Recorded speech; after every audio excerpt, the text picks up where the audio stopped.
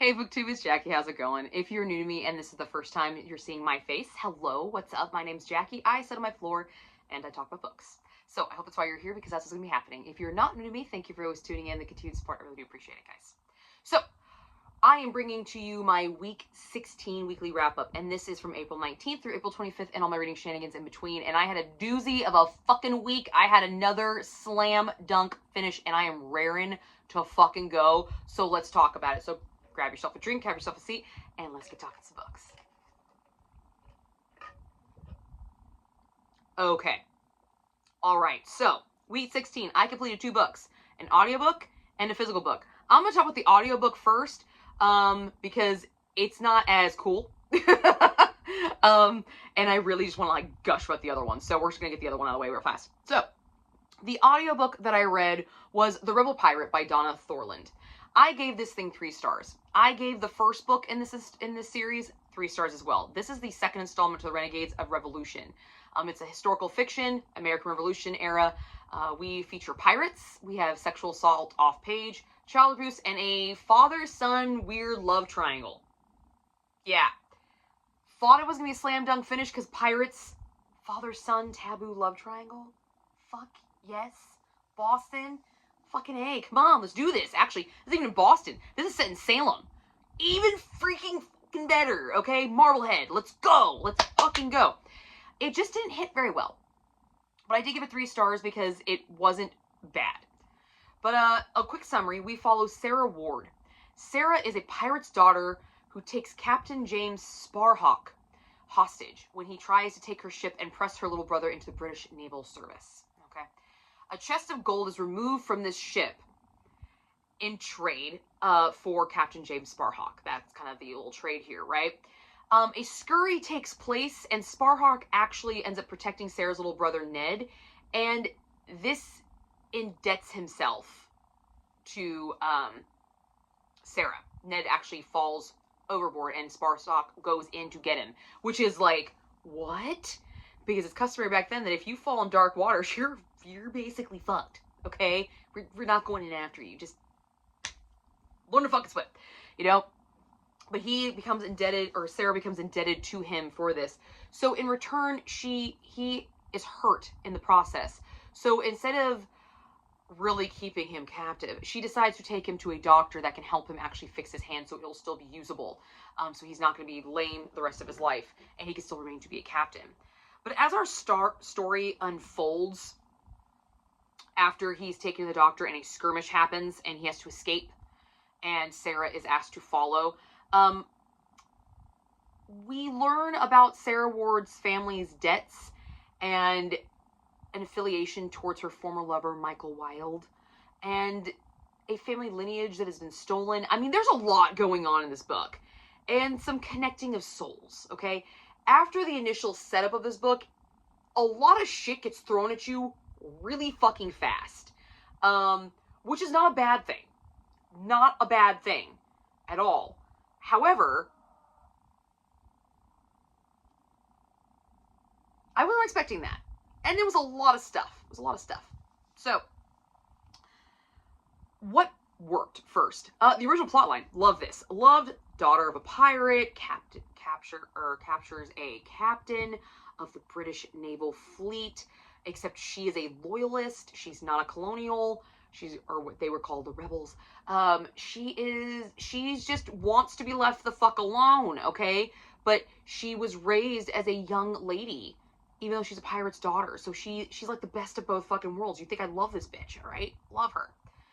The chemistry between Sparhawk and Sarah was there from the start. Loved their chemistry. Thought it was great. Loved it. Really was rooting for that couple. It was a little insta-lust at first, but that went away fairly quickly once they got off the boat and they realized that, oh, you're not exactly what I thought you were. Because Sparhawk is not really Sparhawk. That's like a stolen family lineage that you end up finding out.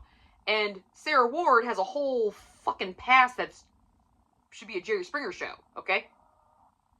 So, once that insta-lust is like, that fog is kind of mitted away, it's gone away, and you really start a connection, really starting to build between these two characters. I like that connection, so let me just make that clear. I like this connection after the lust went out the fucking window, okay? Lust was still there, just not that insta crap. So, I really loved the twists in this story. I did not see some of them coming. Nope.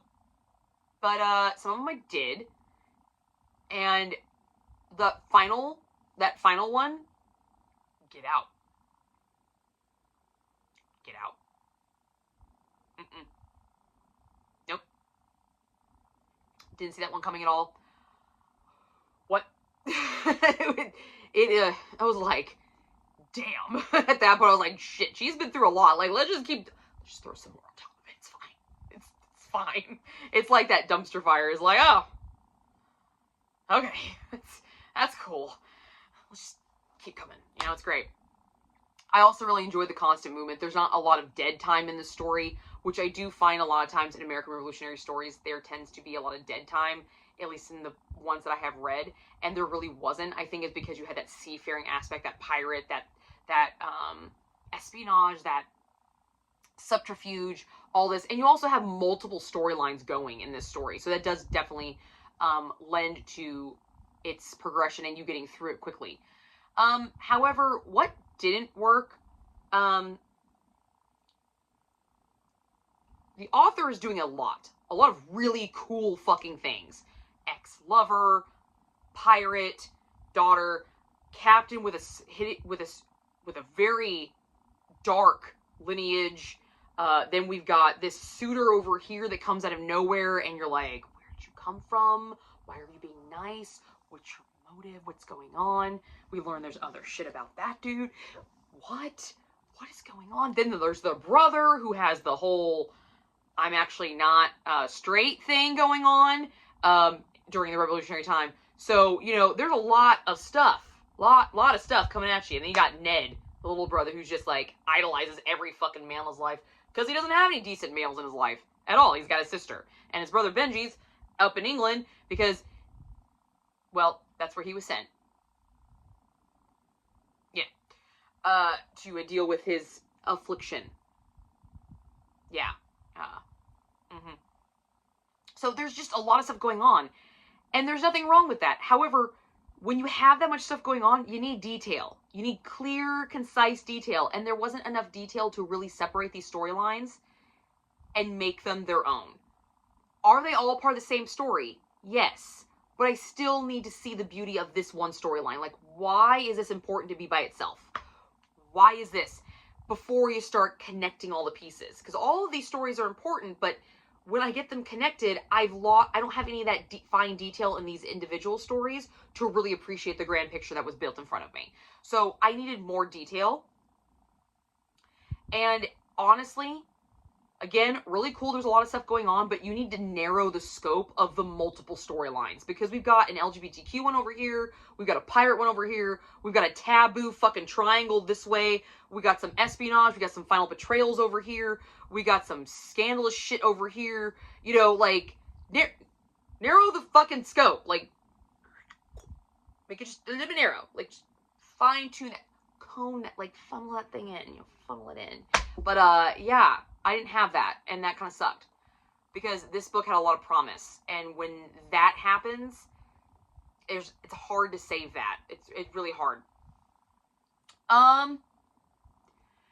The main character of Sarah, I wasn't the biggest fan of. She did serve her purpose. She was likable for some parts of it, but it just felt like she was really, really naive in a lot of things. For the stuff that she's been through, why are you still making the same fucking stupid decisions? Why? Like, it felt like she was being more led than she was leading. And she was written to be the leader, but she was being led by a bunch of fucking people. And it just was annoying. She really needed to think more about her decisions that she was making. Because, honestly, it felt like she was thinking with the kitty cat than her brain. Let's put it that way.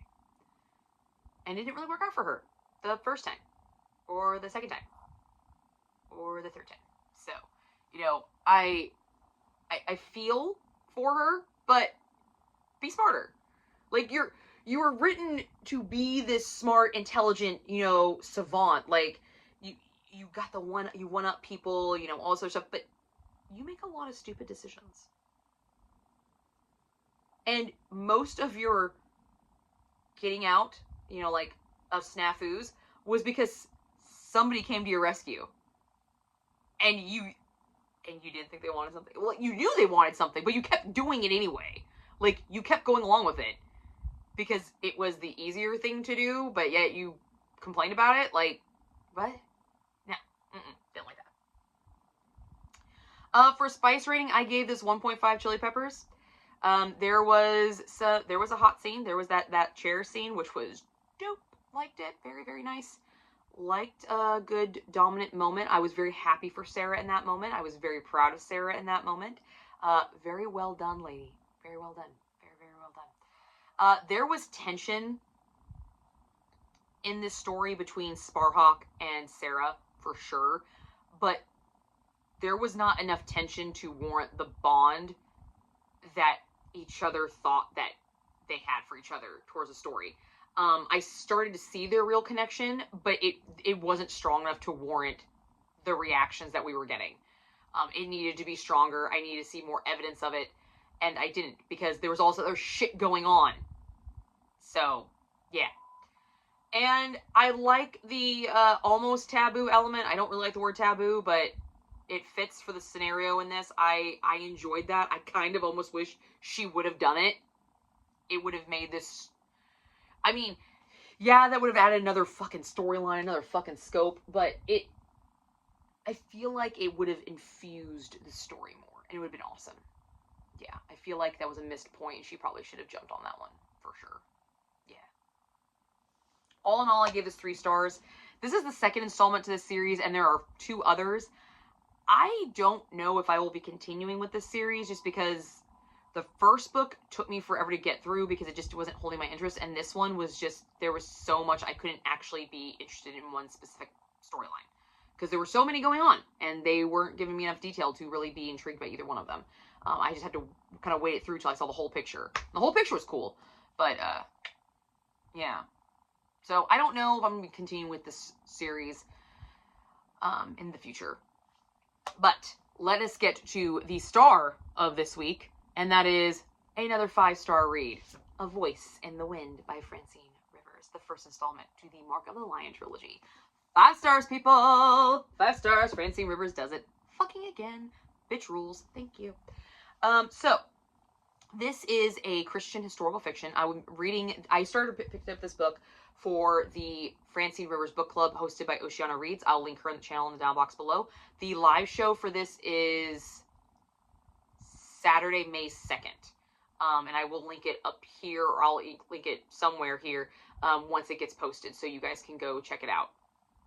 I unfortunately will not be on it, but I really wanted to be on this one because I've had this series on my shelf for a very, very long time, like 2016. That's how long I've had this fucking series, and I've never picked it up. So I was very, very excited. This is one of the books that actually spearheaded me to jump into this reading, this book club, because I was so excited about picking this one up. So, not only is it Christian historical fiction, it's also Christian historical romance. We do feature a lot of anti-Semitism, domestic violence, slavery, abortion, murder, and public execution. It's taking place during ancient Rome, people, okay? So just take that for what it's worth. All right, so a quick summary. We are a few years after the death of Christ, okay? Jerusalem has been overtaken by the Romans, and Hadassah is taken to be sold as a slave by a Roman that finds her and pretty much offs her entire family. But for some reason, he can't seem to off her. There's something about her. He's just like, fine, whatever. There's nothing physically attractive about her. They actually say most of the time she's not very pleasant to look at.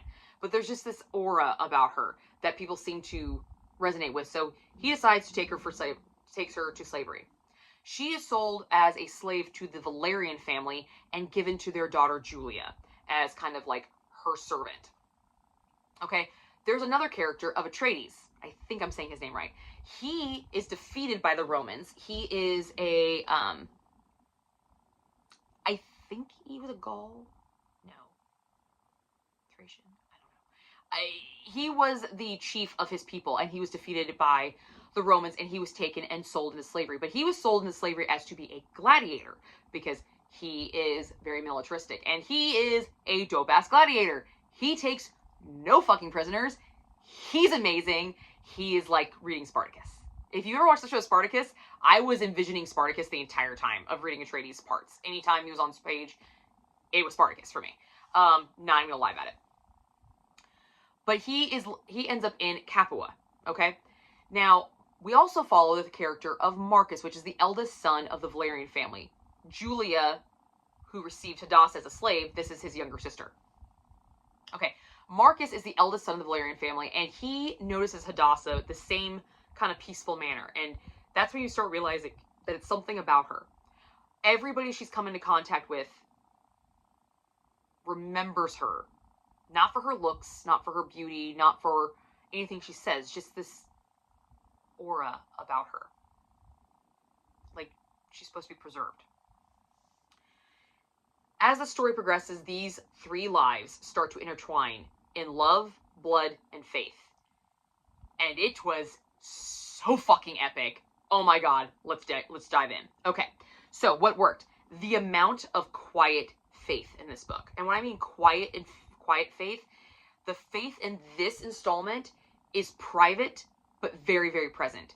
Hadassah is believed to be a Jew. She's actually a Christian, but everybody thinks she's a Jew. So she doesn't say anything, but she just worships privately. And slowly but surely people start to learn. She doesn't broadcast it. She doesn't spout it to the world. Slowly but surely people start to learn this about her. But they don't do anything because of this quiet nature she has. It wasn't thrusted upon them. I loved that. I grew up Catholic, and I was always raised that religion is a private matter. Can it be public? Absolutely. Absolutely. But it's private. You don't shove it down people's throats. As I'm getting older, I feel more confident and more comfortable talking about my relationship with God. But in the beginning, it was a very private nature. So to see that displayed in our main character and kind of watch how that quiet faith starts to morph and that voice starts to get louder and louder and louder. I resonated so well with it. I loved it. And even when it was out loud, it still wasn't very loud. It was loud enough for people to hear. It was visible and it was audible, but it wasn't screamed in your face and shoved down your throat. So I love that. I love the way Francine Rivers wrote her faith into this into Hadassah. I loved the way Hadassah handled it, the way she didn't even educate people. She was asked a question, she answered it.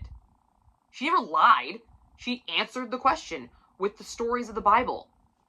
And I just, I loved it. I loved it so much.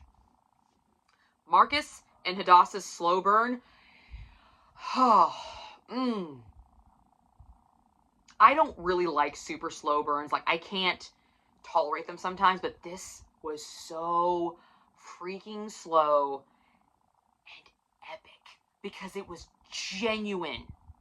It was genuine. And I saw it not through Hadassah. I saw it through Marcus. I saw a Roman man who lives his life for pleasure and life fulfillment. That is what his whole scope was.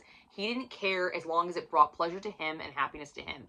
I saw this man start to care about other people, start to open his heart to other people, to, instead of taking life by the horns and by the bull and just going to town,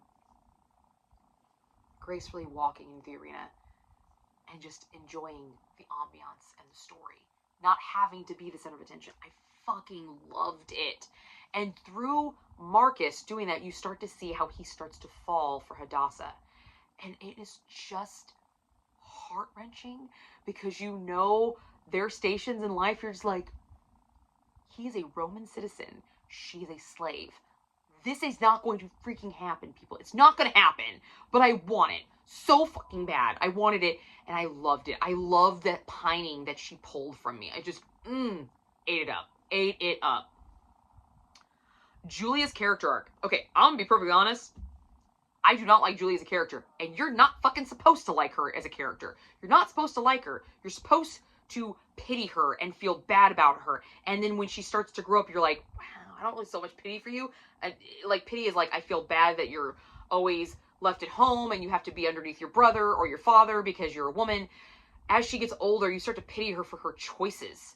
Like, she finally has freedom of choice, and she's choosing wrong. She's choosing the worst things that she could do. She's choosing this life of glutton and just, I loved her arc. I loved how the same emotion I felt for her in the beginning turned into the negative side. The positive side of that emotion, the negative side. I loved that trajectory. I loved that journey I had with her. I thought that was so cool. And I'm really excited to see how Francine pulls her back, because I really hope she pulls her back. I hope she's not a lost character. I really hope she's not. Although right now, I just want to punch her in the face. A lot. Like, I want to use her as a human punching bag right now. For sure. I would not feel bad about it either. Like, that's how much I hate her right now. But I'm supposed to. I'm supposed to hate her. So, I'm really excited about Francine pulling her back and seeing how she handles that. Like, I'm anxious to see that journey. So, I'm very, very excited about that. Love that she did that with a kind of, which should be like a villainous character. Because I thought Marcus was a, and then we get this, like, flip. And I'm like, what? Shut up. I'm excited. That was awesome. I have said this about other Francine Rivers books, but the way she handles harsh topics. She is not afraid to bring them up. There's abortion in this book. There's murder in this book. There's betrayal in this book. There's public execution in this book. There is feeding people to fucking lions. Was all of these things done in ancient Rome? Absolutely it was. Absolutely. And she's historically telling in the story. Okay? She is telling a fictional story with historical context, and this shit happened. Okay? And I'm glad that she did not shy away from it, even though it's a Christian novel. I'm glad she did not shy away from it. She used it as a tool to show you Hadassah's faith and where she was starting to grow and become more vocal and stronger in her faith. And she used these topics to show the trajectory and the downfall of other characters, or the like subversive slide for some of them. Okay, I freaking loved that. I love that this woman is not afraid to handle hard, difficult topics. The way she handles it, the tact, everything. She handles it well. She is historically accurate about it. It was amazing. I loved it. I loved it. Are these things vile to read about? And the descriptions of some of the scenes with Hadassah and the hands and were some of them very hard and very emotional? Absolutely. But that's why I love this writer. I love this writer because she invokes emotion, whether it's happiness, pain, anger, love, resentment, pity. She invokes emotion, she pulls it, and she uses that and morphs it into something else throughout the book. She gives you emotion, and she pulls it out of you, and then she manipulates it, changes it into something else, and you're like, wait, where'd that come from? Holy shit. I love it. Love it. She did such a good job with it. The visuals in this book, okay? There are some seriously dark visuals in this book, like a field of crucified Christians. Okay, as a Christian, as a Catholic, that is not something I want to envision. Okay, I don't. But did I? Was it burned into my fucking corneas? Absolutely. It was. The entire first half of this book, I was just like picturing Hadassah walking out and just seeing crucifixes of bloodied people striving for breath, because crucifixion, you're not dead when you get crucified. That's how you fucking die, okay? It is a very painful, it's a very gross, it's a very awful, awful form of execution. And you have a field that was once full of trees, and now it's trees of people. And I'm just like, oh my god. The visuals in this book. On the flip side, we have the decadence of Rome, the grandeur, the opulence, the sex, the abundance that is Rome. Live your life to the fullest. Just take, and don't care what happens. Just go for it. Enjoy being a Roman citizen. Grapes dangling and eating them, drinking wine all the fucking time, partying, having slaves that are strictly there for sex, just gyrating in rooms with people talking politics and all this other crap. Just the decadence of it. It was stellar. The polarizing visuals that this book gives. And then you have all these grandiose, but then you have these simple visuals of Hadassah in the garden praying, of Marcus watching her from the balcony, Atreides sitting in a cell looking at a statue that just happened to be in a cell, thinking, why the fuck am I here? Sucks. How do I get out of it? Just these simple visuals compared with these massive grand ones. It was amazing. I just ate this shit up. I loved it. I loved it. And then, of course, you had the fucking cliffhanger. Get out. Get out. Oh my god. I cried. I cried and I was fucking happy. I was like, oh, I don't know if I should be happy because this next journey is gonna suck.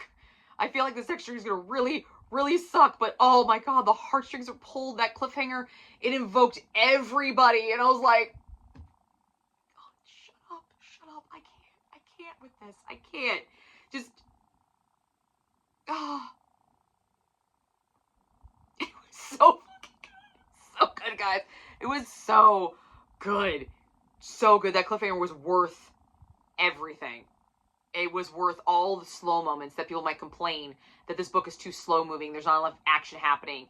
You know, what didn't work in this book? Honestly, the only thing I could find that really didn't work in this book is not going to be for everybody. Like, if you are a historical fiction person, you might not actually like this book because of all the faith-based. If you are a Christian reader, you also might not like this book because of some of the topics that are in it. All right? You might not. This book is not going to be for everybody. I feel like this book is for people who really want to feel something.